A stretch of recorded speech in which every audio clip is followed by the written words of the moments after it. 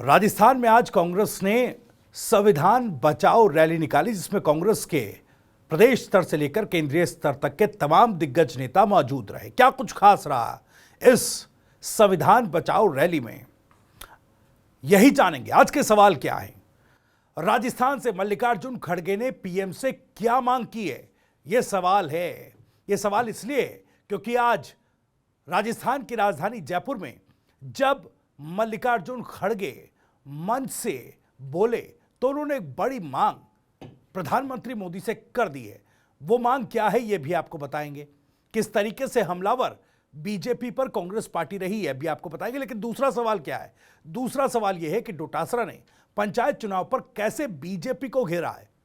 इस संविधान बचाओ रैली में केंद्र से लेकर राज्य स्तर तक के तमाम राजनीतिक मुद्दों पर किस तरीके से हावी होने की कोशिश कांग्रेस पार्टी बीजेपी पर करती दिखाई दी, आपको बताएंगे। तीसरा सवाल, बीजेपी विधायक पर क्यों भड़क गए सचिन पायलट। दरअसल इस संविधान बचाओ रैली में पायलट भी शामिल हुए थे। सचिन पायलट ने भी अपना संबोधन दिया और जो कहते हैं सचिन पायलट बार बार कि आजकल की राजनीति में सियासत सर पर बर्फ रखकर और मुंह में शक्कर रखकर करनी चाहिए, वो आखिर क्यों भड़क गए। और इस संविधान बचाओ रैली में कार्यकर्ताओं को कांग्रेस ने क्या मंत्र दिया है, इन्हीं सभी सवालों के जवाब जो हैं वो टटोलने की कोशिश करेंगे। वीडियो में आगे बढ़े उससे पहले आपको बता दें, राजस्थान की राजनीति, उसके सटीक विश्लेषण और अंदर की खबरें दिखाने वाला स्पेशल शो इनसाइड स्टोरी के साथ मैं हूं भविष्य त्यागी। तो राजस्थान की राजधानी जयपुर सोमवार को यानी कि आज कांग्रेस की एक बड़ी राजनीतिक हलचल का साक्षी बना, जब प्रदेश कांग्रेस कमेटी द्वारा रामलीला मैदान में संविधान बचाओ रैली का आयोजन किया गया। इस विशाल रैली में पार्टी के राष्ट्रीय अध्यक्ष मल्लिकार्जुन खड़गे, पूर्व मुख्यमंत्री अशोक गहलोत, नेता प्रतिपक्ष टीकाराम जूली, राजस्थान प्रदेश अध्यक्ष गोविंद सिंह डोटासरा और वरिष्ठ नेता सचिन पायलट, साथ ही जो प्रभारी हैं सुखजिंदर सिंह रंधावा, केसी वेणुगोपाल, इस तरह के तमाम जो वरिष्ठ और दिग्गज नेता हैं उन्होंने हिस्सा लिया और केंद्र से लेकर राज्य सरकार तक तीखा हमला बोला। रैली की शुरुआत सुबह 11 बजे हुई। कांग्रेस अध्यक्ष मल्लिकार्जुन खड़गे ने मंच संभालते हुए सबसे पहले जम्मू कश्मीर के पहलगाम में हुए आतंकी हमले में मारे गए निर्दोष नागरिकों को श्रद्धांजलि दी। उन्होंने कहा कि देश के कोने कोने से लोग कश्मीर की खूबसूरती देखने गए थे, लेकिन आतंकियों ने निर्दोषों पर हमला कर देश के स्वाभिमान को चुनौती दी। श्रद्धांजलि देने के बाद खड़गे ने सरकार की नीतियों और प्रधानमंत्री नरेंद्र मोदी के रवैये पर भी गंभीर सवाल खड़े कर दिए। दरअसल इस संविधान बचाओ रैली में पहलगाम हमले पर हुए जो विवाद था, इस हमले के बाद जो सियासी विवाद खड़ा, उस पर कांग्रेस ने अपना रुख भी साफ किया। कांग्रेस के राष्ट्रीय अध्यक्ष खड़गे ने बताया कि हमले के तुरंत बाद उन्होंने बेंगलुरु में प्रेस कॉन्फ्रेंस कर प्रधानमंत्री से सर्वदलीय बैठक बुलाने की मांग की थी। उन्होंने कहा कि जब देश पर हमला हो तो सरकार को सभी दलों को साथ लेकर चलना चाहिए। उन्होंने कहा कि हमने समर्थन देने की घोषणा भी की थी, लेकिन प्रधानमंत्री ने बैठक तक नहीं किया। यानी वो प्रधानमंत्री जो बैठक बुलाई गई थी उस बैठक में नहीं आए। उन्होंने आगे आरोप लगाया कि प्रधानमंत्री देश की एकता और सुरक्षा के मुद्दों पर गंभीर नहीं।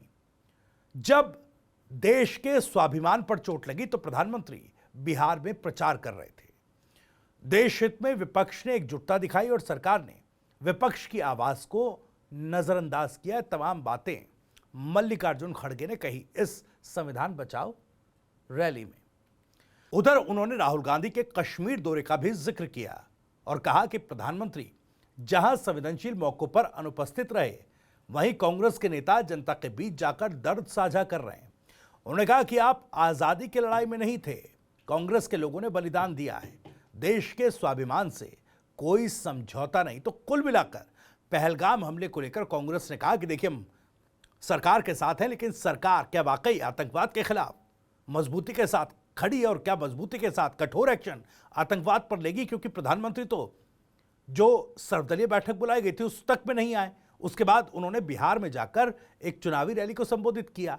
ये तमाम आरोप कांग्रेस ने संविधान बचाओ रैली में लगाए। उधर डोटासरा साहब क्या बोले? गोविंद सिंह डोटासरा ने राज्य सरकार पर हमला बोला। उन्होंने पहले तो सरकार पर तीखे सवाल उठाए। गोविंद सिंह डोटासरा ने कहा कि पहलगाम में जो कायराना हमला पाकिस्तान के इशारे पर हुआ है उसकी जितनी भी निंदा की जाए वो कम है। लेकिन सवाल यह है कि सरकार ने अपनी जिम्मेदारी कैसे निभाई। डोटासरा ने बीजेपी सरकार के पुराने वादों को याद दिलाया और पूछा, आपने वादा किया था कि एक के बदले 100 सिर लाएंगे, उन वादों का क्या हुआ? क्या सिर्फ बातें होती रहेंगी? ये सवाल डोटासरा ने पूछा। यानी कि इंतजार पूरे देश को है और उसी इंतजार को एक सवाल में बदलकर कांग्रेस बार बार केंद्र सरकार से पूछ रही है। उधर डोटासरा ने राज्य सरकार के कामकाज पर भी निशाना साधा। डोटासरा ने आरोप लगाया कि बहुमत के बावजूद मुख्यमंत्री का चयन बिना सलाह मशवरा के किया गया। दिल्ली से आई एक पर्ची ने राजस्थान की राजनीति का बेड़ा गर्क कर दिया। उन्होंने कहा कि मंत्री किरोड़ीलाल मीणा के बजरी चोरी के आरोपों का जो डोटासरा है वो जिक्र करते नजर आए। उन्होंने मुख्यमंत्री पर सवाल उठाए और कहा कि पंचायत चुनाव न करवाकर सुप्रीम कोर्ट के आदेश की अवहेलना की जा रही है। वन नेशन वन इलेक्शन की बात करने वालों से पूछा जाना चाहिए कि पंचायतों के चुनाव क्यों नहीं कराए जा रहे। गोविंद सिंह डोटासरा बोले कि जो नेता सवाल उठाते हैं उनके खिलाफ एफआईआर दर्ज की जाती है। उन्होंने इससे संविधान और लोकतंत्र के खिलाफ बताया। तो कहीं ना कहीं कुल मिलाकर चाहे केंद्र सरकार हो, चाहे राज्य सरकार हो, चाहे पहलगाम आतंक का मसला हो, या फिर मसला पंचायत चुनावों का हो, या फिर मसला प्रदेश में हो रहे भ्रष्टाचार का हो, जिसमें खुद के ही कैबिनेट मंत्री बीजेपी सरकार में बजरी घोटाले का आरोप लगा चुके हैं, आखिर उन पर कार्रवाई कब हो गई? और जब टीकाराम जूली नेता प्रतिपक्ष रहते हुए ये आरोप लगाते हैं या सवाल उठाते हैं तो उन पर एफआईआर दर्ज कर ली जाती है। डोटासरा ने साफ कहा कि ये तमाम चीजें यहां पर हो रही हैं।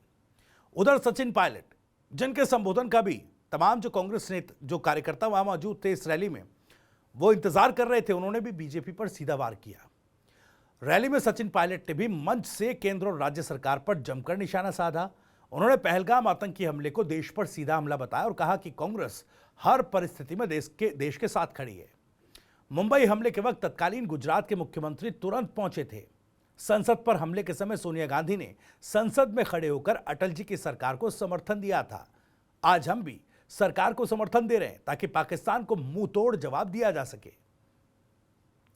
इसके साथ साथ पायलट ने कहा कि बीजेपी संविधान को कमजोर करने की साजिश कर रही है। देखिए, एक तरफ तो कांग्रेस से बताने की कोशिश कर रही है कि पहलगाम आतंकी हमले पर हम सरकार के साथ है, लेकिन बीजेपी सरकार को टारगेट भी कर रहे हैं। वो कह रहे हैं संविधान को कमजोर करने की साजिश कर रही है। चुनाव आयोग कमजोर हो गया है, महाराष्ट्र में वोटर से ज्यादा वोट डाले गए, क्या यही लोकतंत्र है? उधर सचिन पायलट, जैसा मैंने आपको पहले बताया कि जो आज की राजनीति में कड़वे से कड़वे आरोपों का जवाब बड़ी सहजता से देते नजर आते हैं, जो कहते हैं कि राजनीति में सर पर बर्फ और मुंह में शक्कर होनी चाहिए, वो भड़क गए। भड़के किस लिए? दरअसल जयपुर में जामा मस्जिद प्रकरण पर पायलट का बयान आया। जयपुर के जौहरी बाजार स्थित जामा मस्जिद के बाहर हुए बवाल पर भी सचिन पायलट ने बीजेपी नेताओं को घेरा। उन्होंने कहा कि बीजेपी नेताओं ने तांडव मचाया, जिससे राजस्थान की गंगा जमुनी तहजीब को चोट पहुंची है। मुख्यमंत्री को इस पर स्पष्ट बयान देना चाहिए था। उन्होंने आरोप लगाया कि बीजेपी समाज को बांटने की राजनीति कर रही है और इससे देश को नुकसान होगा। वहीं इस संविधान बचाओ रैली में कार्यकर्ताओं में जोश भरा गया और सरकार बदलने का संकल्प भी लिया गया। रैली में आए कांग्रेस कार्यकर्ताओं में गजब का जोश देखने को मिला। प्रदेश अध्यक्ष गोविंद सिंह डोटासरा ने कार्यकर्ताओं को बब्बर शेर बताते हुए कहा कि आने वाले आपने बीजेपी के 11 नेताओं का मोरिया बुलवा दिया है। अब इसमें कौन कौन से 11 नेता थे, जाहिर तौर पर जो लोकसभा चुनाव में जिनकी हार हुई उनका जिक्र गोविंद सिंह डोटासरा कर रहे थे और बोले कि भाजपा के इन 11 जो नेता थे उनका मोरिया बुलवा दिया गया। उन्होंने कहा कि अब पर्ची सरकार को बदलने का समय आ गया है। उन्होंने इशारा किया कि कांग्रेस आगामी विधानसभा चुनावों में एकजुट होकर सत्ता में वापसी करेगी। वहीं सचिन पायलट ने भी कार्यकर्ताओं का उत्साह बढ़ाते हुए कहा कि 3.5 साल बाद राजस्थान में फिर कांग्रेस की सरकार बनेगी। हम 36 कौम को साथ लेकर चलेंगे और संविधान की रक्षा करेंगे। तो कुल मिलाकर देखिए, जयपुर से आने वाले समय के लिए, आने वाले चुनावों के लिए एक ताल ठोक दी है। पहलगाम हमले पर शोक व्यक्त किया तमाम नेताओं ने कहा कि हम सरकार के साथ खड़े हैं, केंद्र सरकार के साथ हैं। पाकिस्तान पर एक तरीके से कठोरतम कार्रवाई पाकिस्तान के साथ साथ उन आतंकियों पर होनी चाहिए। लेकिन साथ साथ आगामी चुनावी की दशा और दिशा इस संविधान बचाओ रैली से तय करते कांग्रेस नेता नजर आए। तो कांग्रेस ने न केवल पहलगाम हमले को लेकर अपनी राष्ट्रीय प्रतिबद्धता जताई, बल्कि राजस्थान के जमीनी मुद्दों पर भी केंद्र और राज्य की बीजेपी सरकार को आड़े हाथों लिया। इस रैली से साफ संकेत मिला कि कांग्रेस राज्य में फिर से वापसी की योजना पर गंभीरता से काम कर रही है, लेकिन यह गंभीरता एकजुटता पर आकर ठहर जाती है कि एकजुट कितने रह पाएंगे। अब ठीक है, आपने संविधान रैली की है, संविधान बचाओ रैली की है, लेकिन उसके लिए जरूरी है संगठन को प्रदेश में मजबूत करना, और मजबूत करना कैसे होगा जब पार्टी के नेता एकजुट ही नहीं रह पाएंगे तो फिर कैसे? क्योंकि ये सवाल हर बार उठा है और ये स्थिति हर बार सतह पर आई है कांग्रेस के लिए। इस बार फिर सवाल आगे के लिए यही है कि ये प्रतिबद्धता क्या एकजुटता में भी तब्दील होगी। रैली के दौरान कांग्रेस नेताओं ने एक स्वर में कहा कि संविधान बचाना केवल पार्टी का एजेंडा नहीं बल्कि पूरे देश की जरूरत है।